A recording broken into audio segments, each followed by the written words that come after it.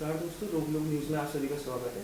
आज मैं उपस्थित हूँ कांग्रेस भवन में और आज हमारे साथ उपस्थित हैं तेलंगाना की मीडिया प्रभारी मैम सुजाता जी। नमस्कार मैम। नमस्कार मैम, सबसे पहले आज जो मैं आपसे सवाल करना चाहता हूँ कि जैसे उत्तराखंड में गुलदार के मामले बहुत सामने आ रहे हैं, तो इस बारे में मैम कि जब जंगल नहीं बचेंगे तो कैसे कि गुलदार कहीं ना कहीं तो आएगा और बच्चों पर हमला भी करेगा, और ये लगातार इस माह के अंदर दूसरा वो है जो हमला किया गया है, तो इस पर आप क्या कहना चाहेंगे? देखिए, बहुत दुखद घटना हुई है और इसमें सबसे बड़ी बात यह है कि हम अगर पर्यावरण के साथ सामंजस्य बनाकर नहीं चलेंगे तो ऐसा होना लाजमी है।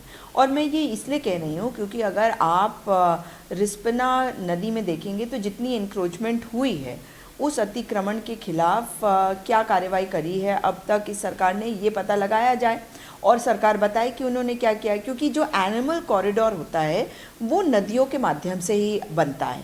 अब हमने देखा है कि रामनगर के पास बाघ का हमला हुआ, इसके पहले हमने एक बहुत ही बूढ़ा बाघ भी देखा था जिसने हमला करा था क्योंकि उसे खाना नहीं मिल रहा था। तो ये सारी चीज़ें जो हैं एक ही तरीके से देखी जानी चाहिए, एक ही सीक्वेंस में देखी जानी चाहिए कि आखिर ऐसा क्यों हो रहा है कि बाघ हो, गुलदार हो, वो रिहायशी इलाकों की तरफ आ रहे हैं। वो इसलिए क्योंकि उनके कॉरिडोर्स पर अतिक्रमण हो रहा है।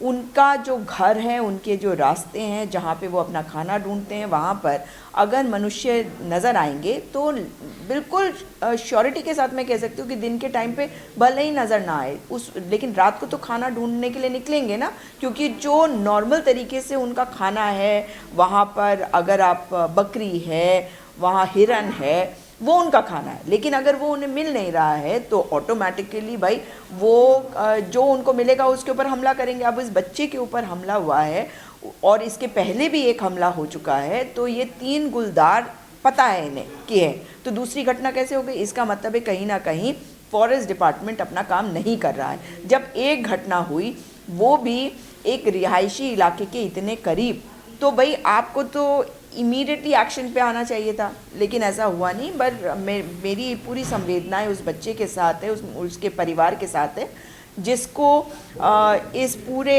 घटना में शिकार होना पड़ा।